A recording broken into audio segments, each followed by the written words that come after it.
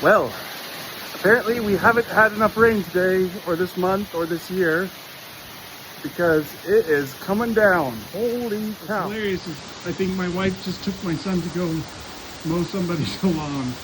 I mean, not hilarious, truly funny, but I don't know if they started mowing, but my dog, who loves going outside, he's not having any of it right now.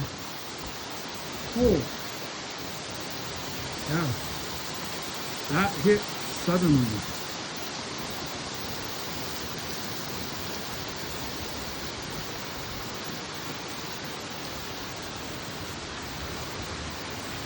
Got her.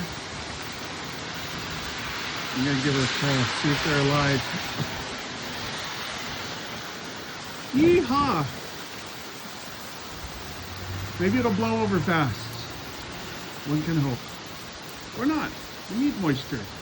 Just not when you're trying to mow the lawn.